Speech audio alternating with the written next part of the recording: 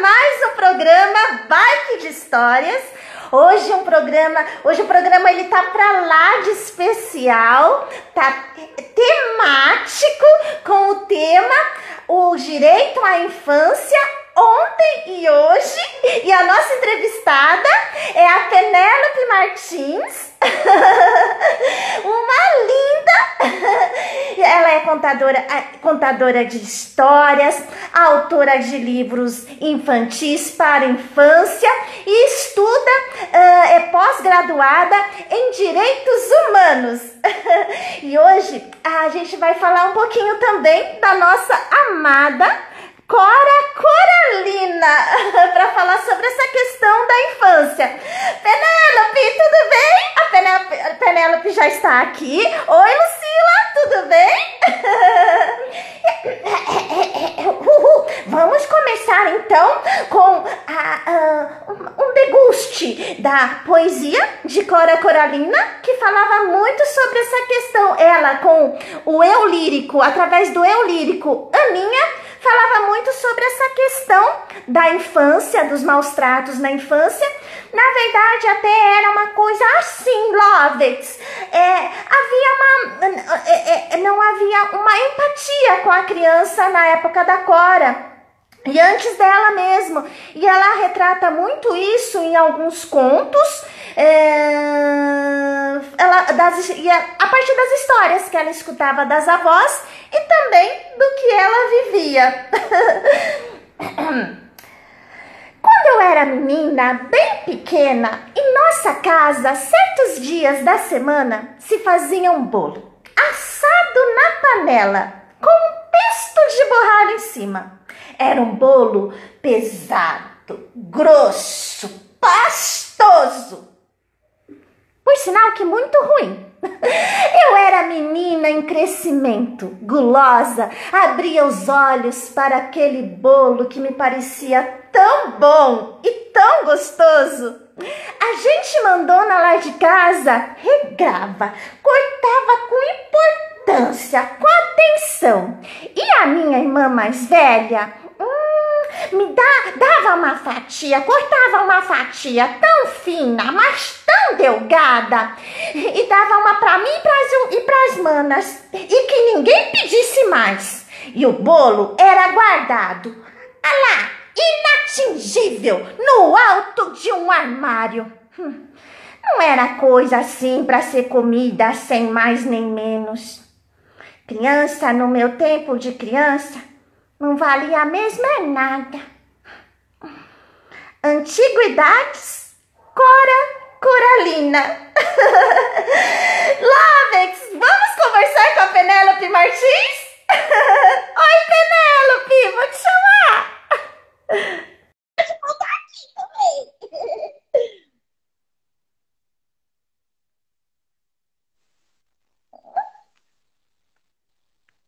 Oi, Penélope. Tudo bom, Scarlett? Olha... Penélope, ele é um ponto eletrônico. Como eu sou um pouco atrapalhada, às vezes ela me assombra aqui umas coisas. Ela fala, Scarlett, vamos perguntar tal coisa, preparamos isso, preparamos aquilo. Então ela vai participar também, tá bom? Ela é a produtora, o ponto eletrônico da coisa toda. Preciso de uma dessa, então. Você me arruma depois, tá?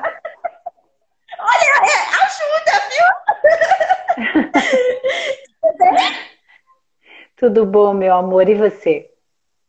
Tudo jóia! Obrigada por aceitar o convite para participar do programa. Bater um papo sobre infância e sobre Cora Coralina é um prazer muito grande, né? A gente, quem conta histórias aqui no Brasil e não passa pela Cora Coralina ainda não conta histórias. Eu acho que a Cora Coralina é uma grande referência para nós que contamos histórias. Inclusive, as Confissões de Aninha, né? O texto que você leu, você tirou desse livro? Não, eu tirei uma coletânea dos contos da Cora, vários contos, que é coletado pela Darcy Donofrio, é esse. Ah, uma outra edição. Esse aqui, ó, Scarlett, esse aqui é de 1983, vintém de cobre. É Esse eu não conheço. é bem década de 80, né? A ilustração, tem umas ilustrações de miolo, vou mostrar aqui, ó. E Olha! Que o texto preciosidade! o texto de prefácio, texto do prefácio, não é nada mais, nada menos do que Carlos Drummond assinando. Olha que Que maravilha. coisa, que coisa Carlos, linda! o Carlos Drummond assina um texto, assim, prefaciando esse livro e apresentando a Cora Coralina. Então, olha que riqueza, né? Esse livro eu encontrei numa caçamba. Você Numa ouviu? caçamba? Eu, Como foi isso? eu encontrei, eu resgatei esse livro e mais alguns de uma caçamba. A pessoa achou que o livro tava meio velho. Acho que a pessoa achou que o livro estava meio velho. Inclusive, ó, tem uma dedicatória no livro, tá vendo? Ah, o que está escrito na dedicatória? Tá escrito assim, ó, Edith querida, você gosta de espionar, né? Livro usado, que tem dedicatória, que tem cartinha no meio do livro. Eu também gosto muito, adoro livro usado porque ele vem às vezes com uma história dentro. E esse aqui tá escrito assim, ó. Edith querida, a Cora Coralina é uma pessoa tão sábia que eu tenho a certeza de que você vai se identificar com ela. Feliz Natal e feliz 1984. Beijos. Lindo!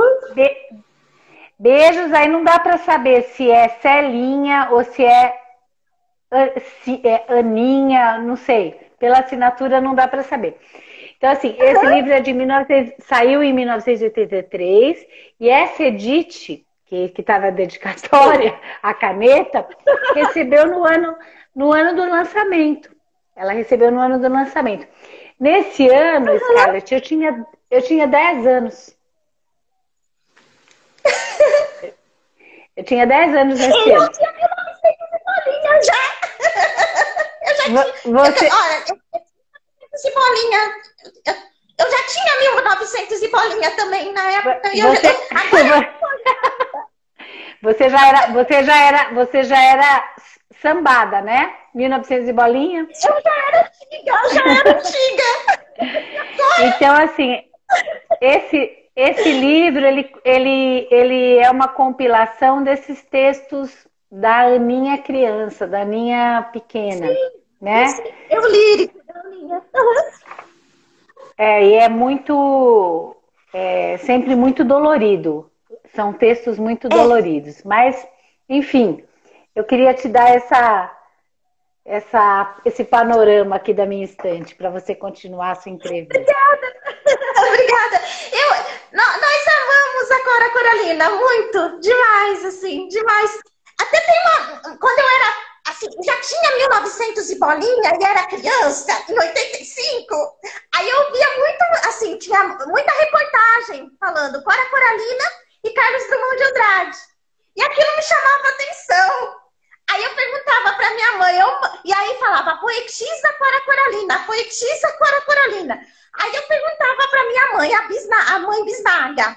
Aí ela falava assim, aí eu perguntava, mãe, o que é uma poetisa? Aí ela, sem paciência, ela respondia, é a mulher do poeta. Passei, cresci com essa dúvida, com essa questão. E Cora seguiu comigo. Com essa baita dessa questão, né, Scarlett? Essa baita dessa questão.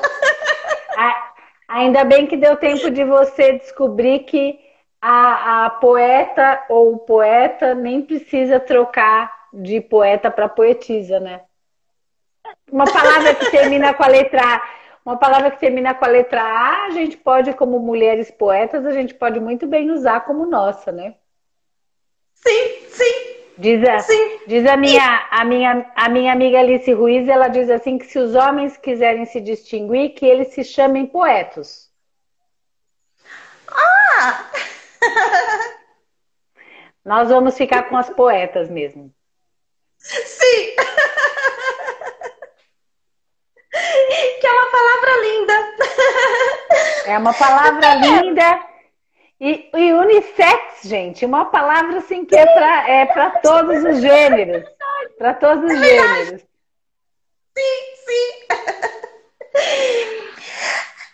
Lupi, assim, a Cora fala em um conto, ela fala em dois contos dela, um é o Prato Azul Pombinho e também tem o Fim dos Castigos, a Menina Jesuína, e ela fala sobre um castigo que era muito comum na época, quando uma criança quebrava um prato, algo de porcelana, eles pegavam um caquinho, punha num cordão, como se fosse um colar, e obrigava a criança a usar esse colar por um mês. E o castigo terminou justamente com a morte da menina Jesuína, que foi dormir com o colar e cortou, né, o pescoço. E ela é um dos maus tratos que ela fala que toca, gente. Nessa questão, o que você acha, assim, mudamos? Como que, assim, como que você vê essa questão da infância? Em termos de infância. Em termos do castigo, ó, vamos falar primeiro dessa questão do castigo, né? Do castigo físico ou castigo moral, né? Que que era mais contundente, comum e passava até dos limites, né? A gente mudou muito. As coisas no Brasil especificamente, a gente tem hoje uma legislação que a gente não tinha na infância da Cora Coralina. E eu vou um pouco mais perto, tá, Scarlett? Para a gente não ir lá longe, porque a Cora Coralina, ela teria agora para mais de 100 anos. Vamos ver aqui. Não lembro que ano. Você lembra que ano que ela nasceu? 1889, um ano depois da abolição da escravatura. 1889. Então, olha só. Ela, um ano depois da abolição. Aliás, vamos bem colocar. 130 anos é pouco tempo histórico. Tanto é pouco tempo histórico que a gente tem questões. Você está me escutando bem? Estou. Você está me escutando bem? Eu estou, mas eu estou escutando a minha voz. Uma voz? A minha própria voz. Retorno! Eu estou escutando um retorno.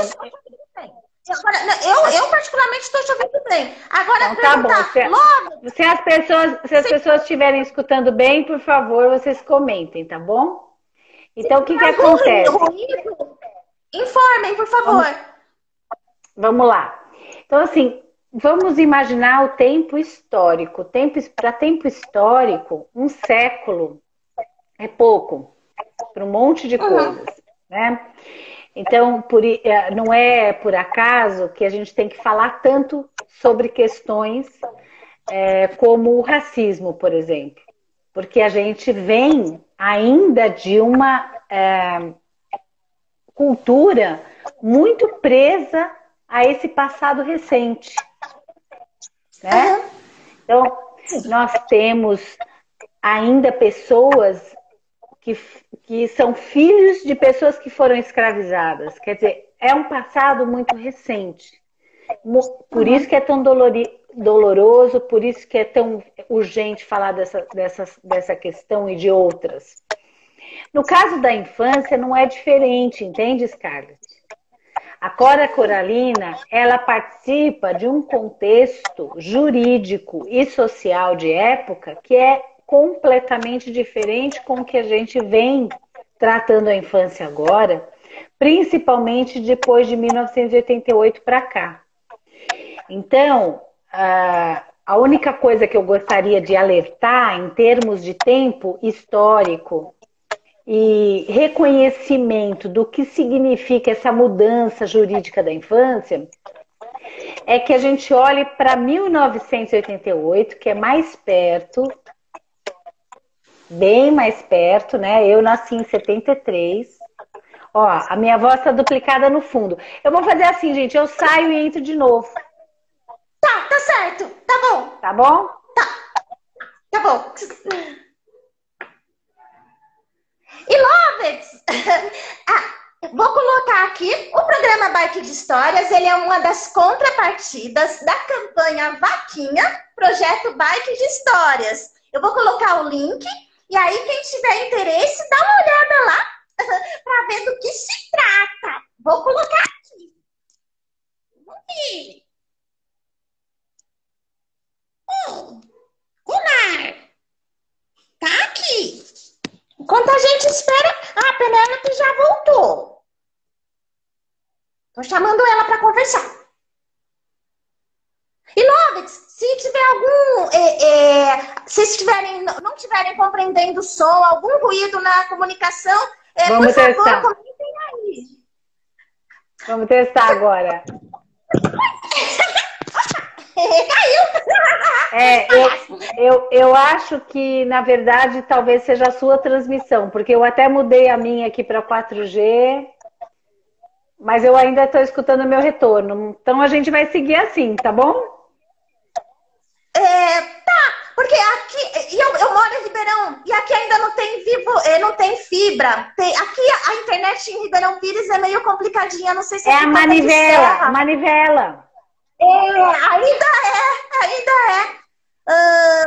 Mas, Lovitz, por favor, se tiver algum problema, se vocês não estiverem entendendo, por favor, comentem que aí a gente vê o que faz. Por favor. Tá ótimo. Então, o Scarlett, então assim, vamos pensar que olha, tem uma amiga querida que é a Ana do Movimento Literário, um beijo, querida.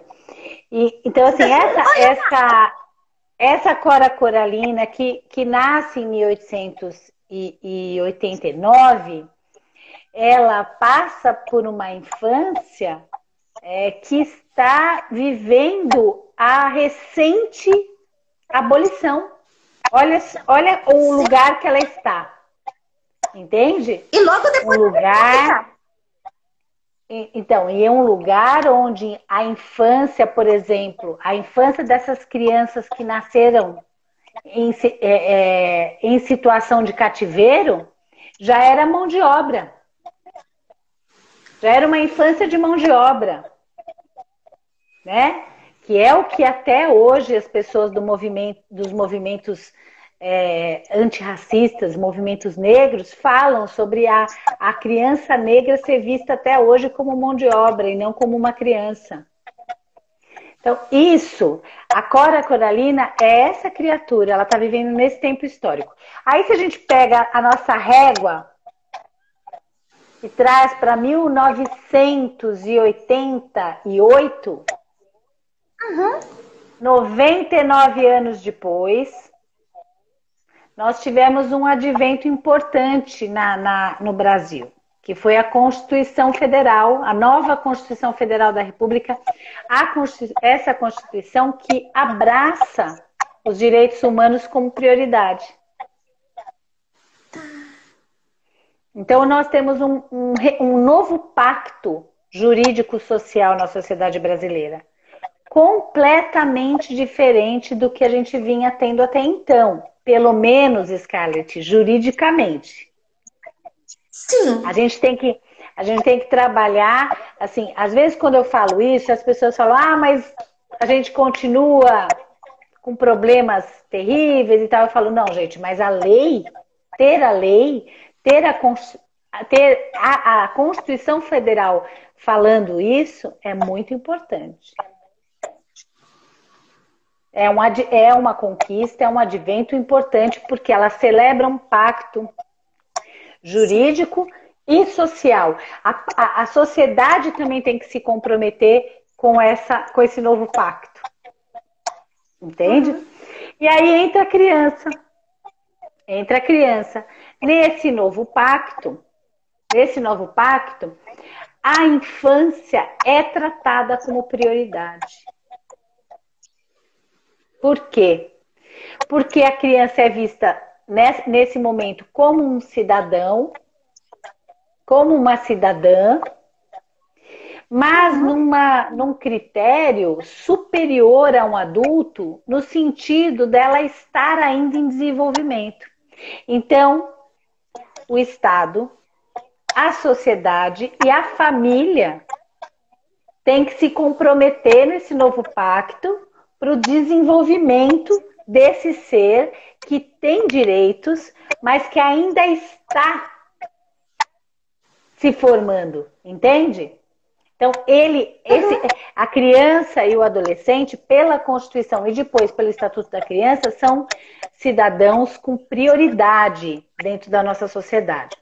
Se isso é efetivado ou não, Scarlett, se todos esses direitos e essas obrigações do Estado e da família e da sociedade, porque nós somos responsáveis como sociedade por todas as crianças. Sim.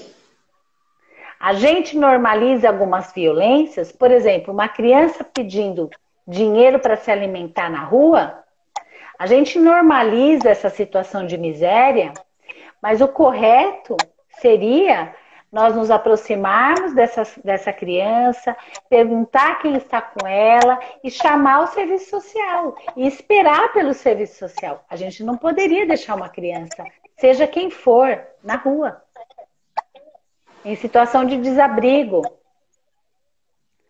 Mas a sociedade normaliza, entende? Por causa da desigualdade social e por causa de uma cultura que é uma cultura racista, é uma cultura de desigualdade de classe. Por causa dessa cultura, a sociedade normaliza a violência. Então a gente olha uma criança de 8 anos no farol e a gente acha que tá tudo bem, não é? Nessa questão, eu vou te fazer uma pergunta sincera, que eu acho que fica no imaginário também das pessoas. A gente pode confiar no serviço social brasileiro? Pode. Pode. Pode. Não façam nunca do que tem de negativo o generalizador. Serviço social, quando a gente fala em serviço social do fórum, serviço social ligado ao Poder Judiciário, nós estamos falando de muitos serviços sociais. Olha, só para voltar àquela questão do castigo. Então, hoje, no novo pacto, pelo Estatuto da Criança e do Adolescente, pela Constituição Federal vigente, se uma família pratica maus tratos, a família pode perder o poder familiar sobre a criança. O Conselho Tutelar pode retirar essa criança. Não era essa situação no tempo da Cora Coralina. Então, nós mudamos. Nós melhoramos? Sim. Mudamos, sim, nós melhoramos. Sim. E é importante a gente falar e reconhecer isso, porque senão fica aquele discurso muito vazio, sabe, Scarlett? A gente olha só para o que a gente tem para fazer, o que tem de ruim, e a gente não entende historicamente o que já foi conquistado. E a gente desmerece, inclusive, a luta de muitas pessoas que lutaram para que a gente chegasse até aqui. Agora, partindo para a sua outra questão, com relação ao serviço social, eu sou filha de uma assistente social e irmã de uma assistente social. A minha irmã é assistente social de uma filantropia para idosos em São Bernardo do Campo. A minha mãe já faleceu faz alguns anos, faleceu muito jovem, mas ela transformou em São Bernardo do Campo uma casa, essa casa que a minha irmã trabalha, que é uma filantropia, numa filantropia de referência para tratamento dos idosos. Que é outra questão. A gente não sabe ainda o que é direito do idoso nesse país. A gente ainda está aprendendo, né?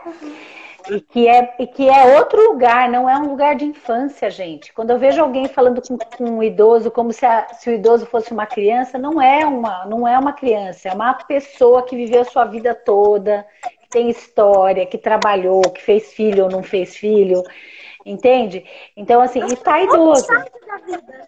É um outro estágio lugar, da vida. né? Porque às vezes fala como se estivesse falando com uma criança e aquilo até agride, né?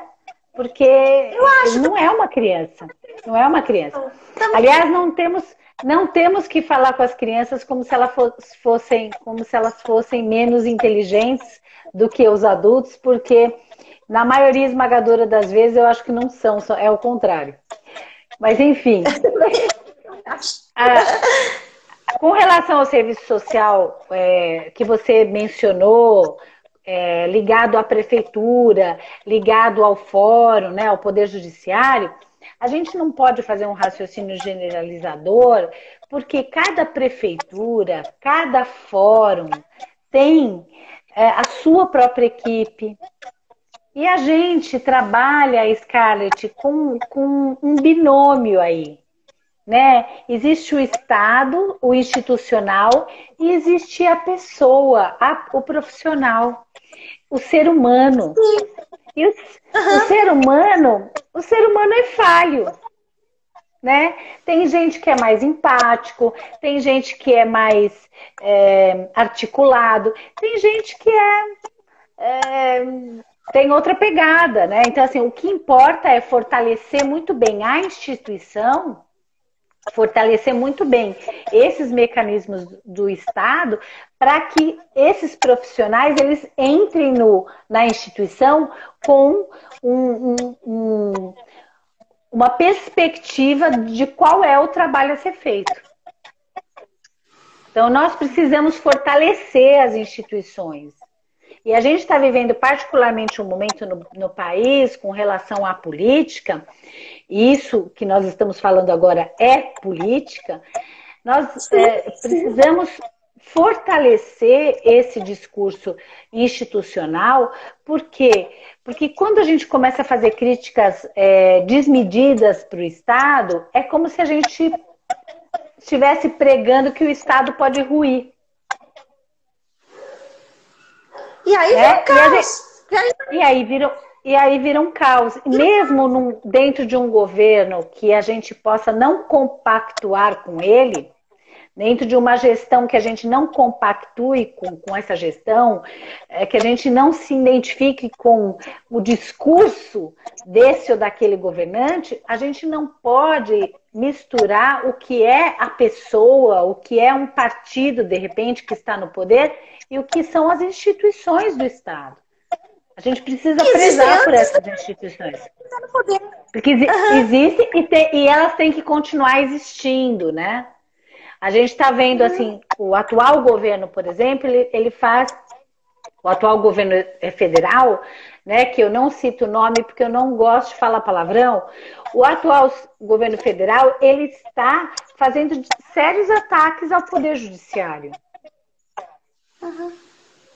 Sérios ataques ao Supremo Tribunal Federal e ao que está na estrutura do que pertence ao Supremo Tribunal Federal, que é o STJ, os tribunais de justiça e os fóruns das comarcas de primeira instância, né? Que é esse fórum que tem aí em Ribeirão, o fórum que tem aqui em Santo André, que é a primeira instância, né?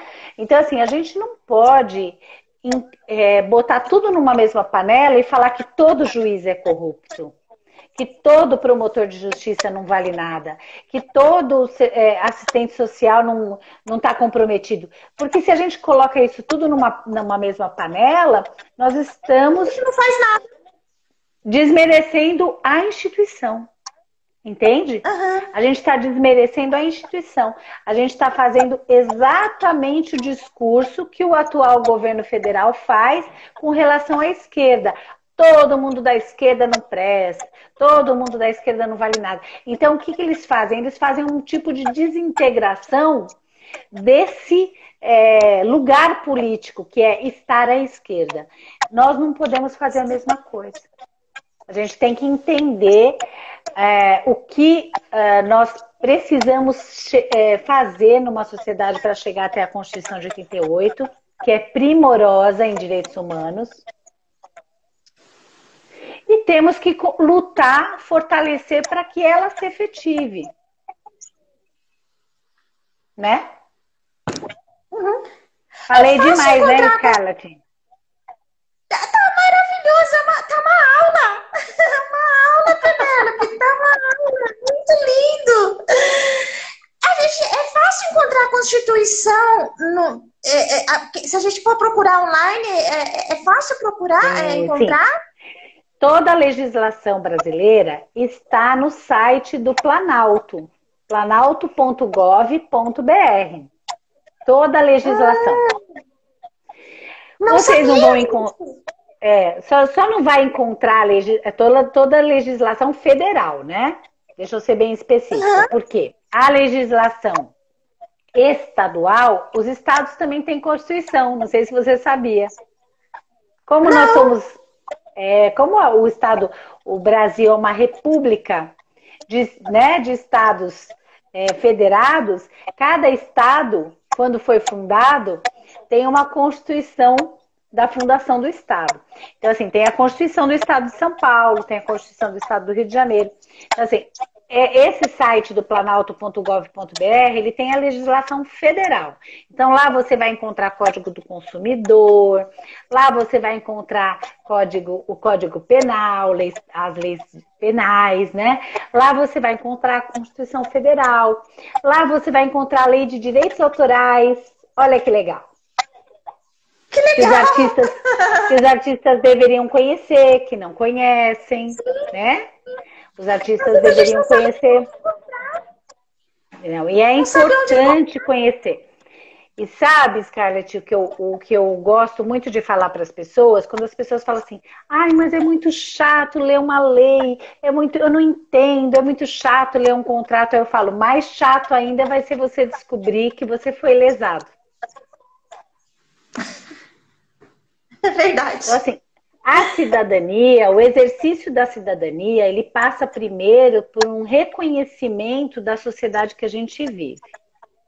É muito importante nós discutirmos política, é muito importante nós discutirmos a educação, que é um braço muito fundamental para a vida política da sociedade, mas sem uma base jurídico-social, sem eu saber o mínimo sobre a sociedade que eu vivo, como é que eu participo desse debate? Então eu preciso me questionar. Fica difícil. Então, assim, todo mundo que trabalha com criança, que trabalha, artistas de uma forma geral, tem que conhecer o básico da Constituição Federal, tem que conhecer a Lei de Direitos Autorais, precisa conhecer para se reconhecer e precisa reconhecer para praticar mais alteridade. Quer ver um exemplo? A gente conta história. Eu conto história, né? Eu conto histórias da tradição oral. Geralmente eu conto histórias da tradição oral.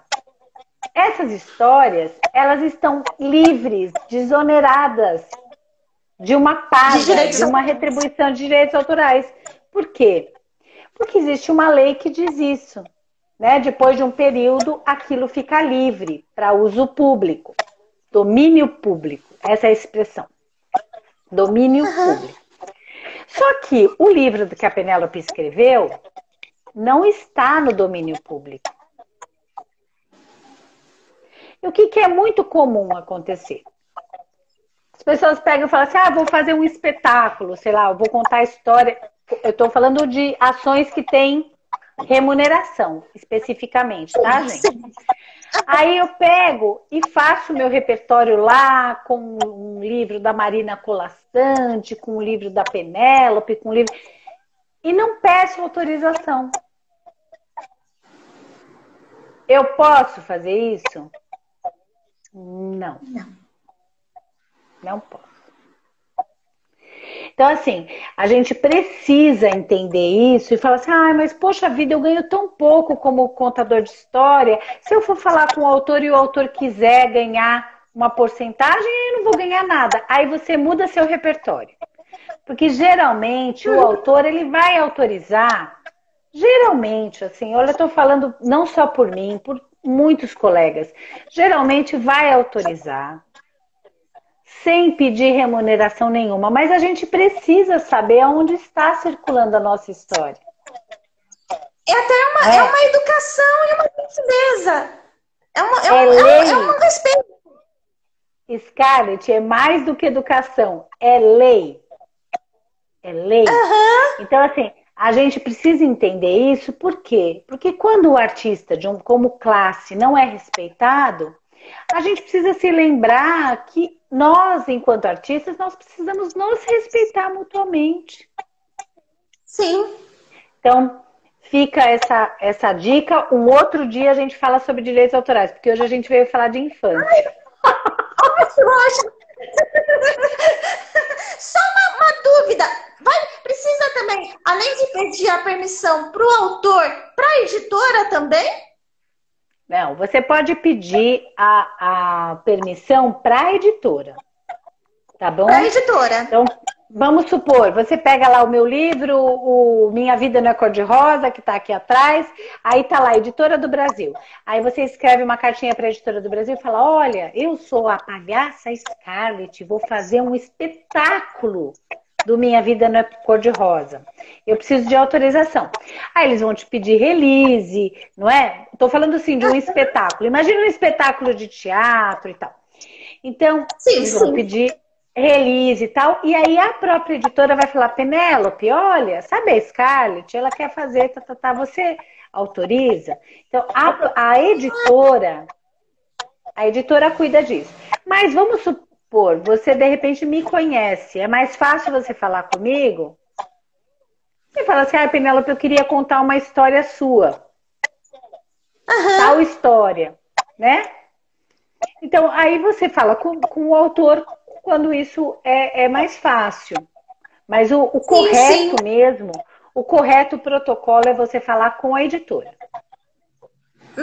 Tá. Entende? É o correto. Agora, gente, é difícil. Às vezes, aí fala assim, poxa, mas é assim, aí eu não vou poder contar a história. Se a pessoa não te autorizou, não conte mesmo. Não é para contar. Faça pesquisa. Tem muita coisa no domínio público e tem muitos autores que vão autorizar. A gente tem que sair da nossa zona de conforto, de fazer as coisas na ilegalidade, só porque é difícil fazer na legalidade. Né? Não pode, a gente tem que agir pela legalidade, pela assertividade do direito. E a mesma coisa se aplica ao tema de hoje, ao que a gente está falando sobre direito à infância. Nós temos que aprender a agir, né, na legalidade para defender o que a gente conquistou até agora. Sim. E conquistar mais. E conquistar mais. E lutar lutar pela efetivação dessas conquistas legais. Porque se a gente tem uma Constituição Federal que garante o direito à infância.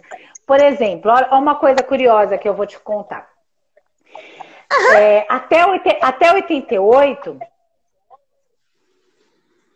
a Constituição Federal não tratava do direito ao convívio familiar. Em 88, entre o direito ao convívio familiar e o primeiro advento dessa Constituição é não permitir mais que os filhos tenham distinção na denominação legal. Por quê? Porque até 88, se você tivesse um filho fora do casamento, ele era um filho bastardo. Pela lei, ele era um filho ilegítimo. Então, esse termo ilegítimo, ele estava na lei, ele estava na Constituição. Caramba! Só em 88 é que a gente não tem mais distinção entre filhos de qualquer natureza. Eu, por exemplo, sou mãe de 2 filhos. Um rapaz já adulto, que tem 19 anos, e uma garota de 14. Os meus 2 filhos são adotivos. Se eu Sim. tivesse adotado eles antes de 88, eles não teriam o status jurídico que eles têm hoje. Tá. Porque Não teriam direito.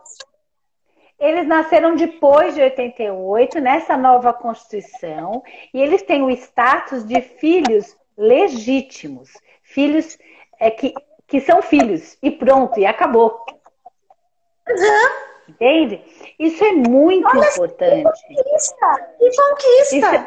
é uma baita conquista. Então, assim, é muito perigoso, vou ressaltar isso, é muito perigoso que a gente desmereça essas conquistas. Que a gente coloque tudo numa vala comum, do tipo, olha, nada presta, nada funciona, no Brasil é assim mesmo. A gente não pode fazer isso, porque quanto mais a gente fizer isso, a gente vai estar retrocedendo. A gente vai estar incorporando que o retrocesso faz parte da nossa sociedade. E a gente não pode fazer isso. Por Né? uma ignorância no sentido de não saber, a gente fica repetindo Exatamente. clichês e não faz nada. Disse bem, repetindo clichês Como melhorar? e a gente não avança num debate político, Scarlett, assertivo.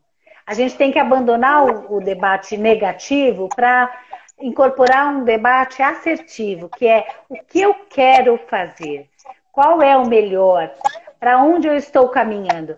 Agora, a gente tem que parar de olhar para o que não está bom e deixar isso maior do que o que já foi conquistado de bom, entendeu? Que legal isso. Isso não é uma visão poliana, apesar de eu ser Penélope, não é uma visão poliana de mundo, de ai não, tá tudo lindo. Não é nada disso, gente. Eu sou uma pessoa super crítica, eu critico mesmo, mas eu gosto de ajudar as pessoas a pensarem para além do conforto da crítica superficial. A gente tem que ir além do conforto dessa crítica superficial para a política.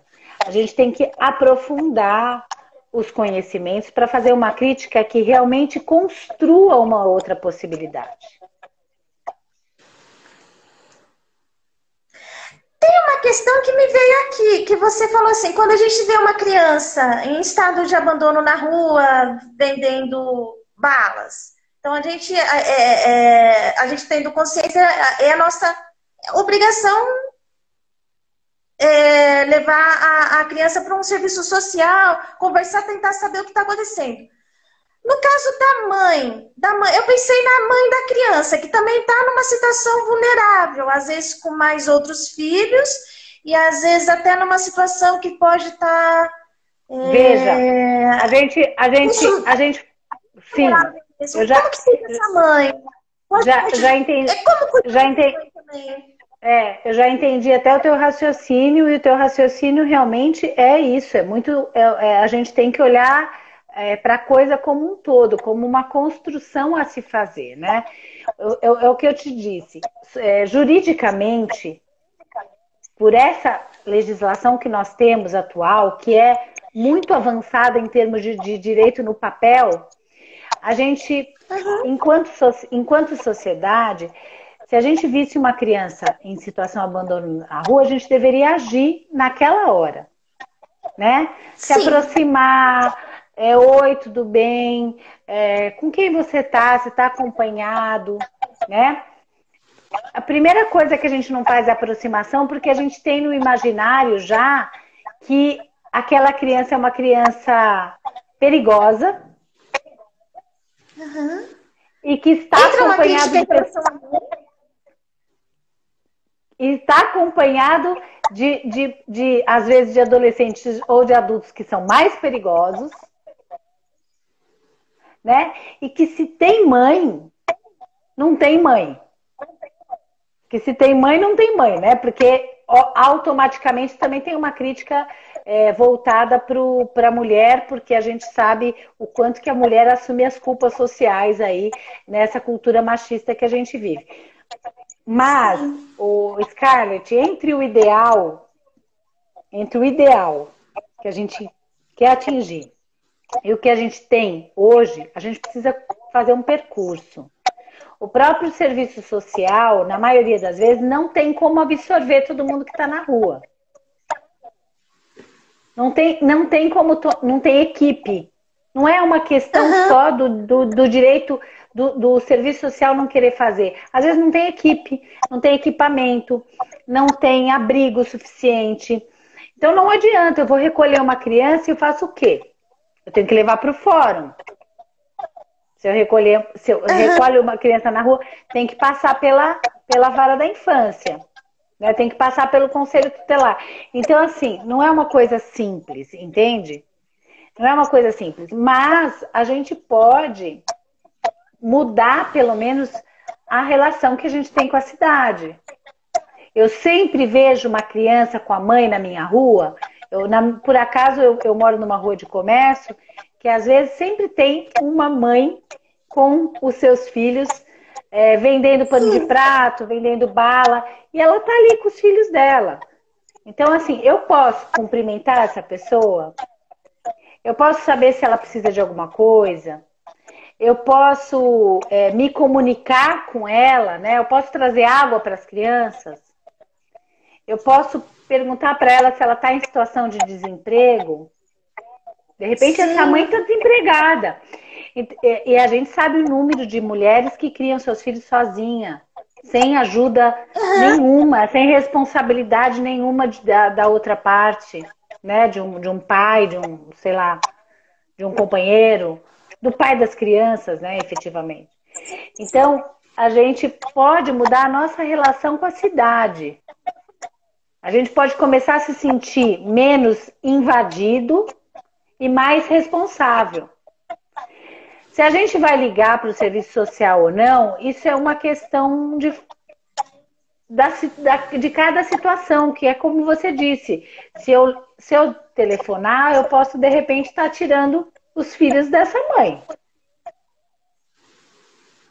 Né? Existe uma série de fatores, né, Scarlett? Existem uma série de fatores aí no ar. Mas eu posso, num primeiro momento, tentar mudar a minha situação com a minha cidade. Em vez de sair para a rua com medo, eu posso sair para a rua olhando a minha rua. Eu posso olhar na porta do supermercado, que eu sempre faço compras, se estão sempre as mesmas pessoas. Eu posso olhar para essas pessoas com dignidade. Né? Pensar que elas têm um nome, pensar que elas têm uma história. Eu acho que só da gente começar a praticar esse tipo de alteridade, a gente vai começar a olhar para o direito e olhar para as instituições do direito com outros olhos, entende? E nós vamos começar a caminhar juntos por uma infância realmente que seja prioridade social. A gente vai começar a caminhar juntos. Eu sei que eu sozinha não faço muita coisa. Eu sei que você sozinha não faz muita coisa. Mas se a gente começa a mudar o raciocínio de interação nesse espaço público, né? Mais pessoas informadas, mais pessoas trabalhando, engajadas, conversando, se esclarecendo, saindo do lugar comum de crítica para pensar possibilidades. Eu acho que a gente vai sim conseguir efetivar algumas coisas bem interessantes. Sim, com certeza. Vai aumentando o espectro, né? Vai aumentando. Isso mesmo. Isso mesmo. E só de você pelo menos ajudar uma pessoa, já é uma pessoa. Você saber que aquela pessoa, você saber que aquela pessoa tem dignidade, né? Só de você saber que essa pessoa tem dignidade, vamos dizer que a palhaça Scarlett está na rua com a sua bike de histórias e ela não pode pagar alimentação para todo mundo que ela encontrou na rua.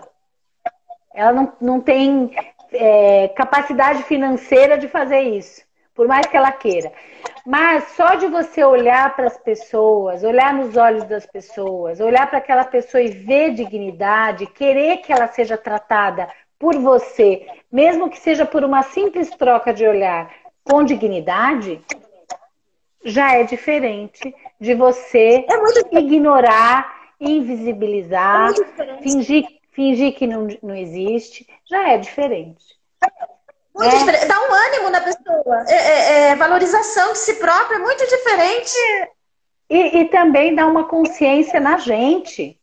Nós que temos moradia, que temos alimento em casa, que criamos os nossos filhos com acesso à educação, dá um outro sentido também na nossa própria vida, da gente entender que toda a nossa harmonia familiar, toda a nossa harmonia social, ela só vai acontecer quando a cidade inteira estiver saudável. Quando o país estiver saudável. Não adianta eu ficar pensando no meu núcleo e ter muito... Eu posso ser cheia da grana, mas aí eu vou ter que viver entre grades. Então, não é uma sociedade saudável, entende? Eu falo assim, Scarlett, a generosidade, o tratamento do outro com dignidade é o tipo de ação que o primeiro beneficiado sou eu mesma. Entende? Se a gente não age por altruísmo, a gente tem que agir até por egoísmo, de dizer, não, eu quero uma cidade melhor para mim. Eu quero uma cidade em que todo mundo saia na rua e que seja seguro. Por quê? Porque ninguém passa fome, né? Porque ninguém é exposto à violência desde a primeira idade. Gente, como é que eu vou cobrar de um menino de 9 anos que cresceu em estado total de miséria e de violência e chegou aos 9 anos sobrevivente? Como é que eu vou cobrar que ele seja uma criança cândida, tranquila, carinhosa? Se eu enquanto sociedade, não dei isso para essa criança, entende? A gente tem que se sentir responsável. Não podemos adoecer por isso. Nós não podemos adoecer por isso. Nós não podemos nos sentir incapazes, doentes, depressivos, de falar assim, ai, tá tudo um caos. A gente não pode adoecer por isso. Por quê? Porque não depende de um ser individual. Depende de um movimento social para que as coisas sejam operadas de uma outra maneira. Mas eu também não posso ficar indiferente.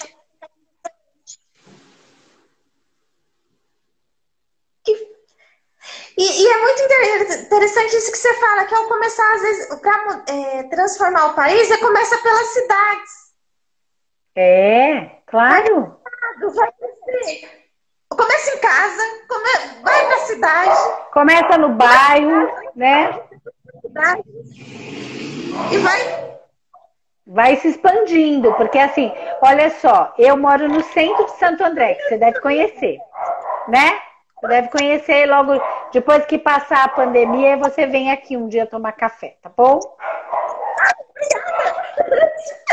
Eu moro... Isso, vem atrás. A gente faz aqui um brigadeiro juntos. Eu moro no centro de Santo André. Então, como você conhece bem o centro de Santo André, ele tem um monte de comércio, de lojinhas e tal.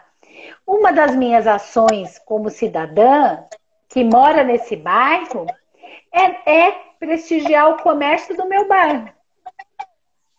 Eu não saio daqui para ir num shopping, porque primeiro que eu não gosto de shopping, Scarlett. E segundo, que a lojinha da rua, ela precisa de um giro de comércio que uma loja como as lojas americanas, como essas grandes redes, elas não precisam. Não precisam. Então, assim, a gente pode pensar a nossa cidade na rua que a gente mora, no bairro, né? Tem uma pracinha no bairro que você mora, tem lá, o pessoal leva cachorro para brincar, as crianças vão para lá, poxa, mobiliza, leva saquinho para os cachorros. Tem uma praça aqui em Santo André que os próprios moradores colocaram um galão assim de água vazio, sabe? E aí todo mundo enche com sacolinha, que é para quando alguém for com cachorro e não ter sacolinha para retirar o cocô do cachorro, aí vai lá e pega na própria pracinha. Isso um movimento da própria sociedade civil, do bairro, a organização do bairro. Né? As pessoas se reunirem nessa praça para conversar, as crianças estão brincando e está todo mundo conversando, está contando história. Isso valoriza a praça. Muito, muito. Não por isso que eu acho tão lindo o trabalho na rua. Por isso que tá na rua. Até o meu trabalho de palhaça é na rua. Por isso que eu acho que é tão importante o tá na rua. Sim, eu estou falando tudo isso. Estou falando tudo isso considerando a sua ação, né? Porque você faz um trabalho que é olhar para o espaço público como um espaço nosso e não o espaço público como uma coisa de ninguém. A gente precisa olhar para o espaço público como uma coisa nossa. A mesma coisa, Scarlett, se aplica para o direito à infância. A gente tem que olhar para o direito à infância como uma obrigação nossa, enquanto sociedade. Nós precisamos articular, sim, enquanto sociedade, ações que beneficiem as praças do nosso bairro, que dão lazer para as crianças. A gente precisa articular ações para fortalecer a escola pública. Sim. Que às vezes está precisando ser pintada, às vezes precisa fazer um canteiro de flores, né? E se a sociedade civil começar a se engajar, né, entender que só com o engajamento a gente vai cobrar do Estado. Enquanto a gente ficar assim, não, isso aí o Estado que tem que cuidar, não sou eu, e dane-se, também o Estado não faz nada. Enquanto a gente ficar nesse discurso, não vai resolver muita coisa, não. Aí é aquele papo assim, eu não gosto de política não, odeio esse papo, ai, papo chato. Só piora. Às vezes,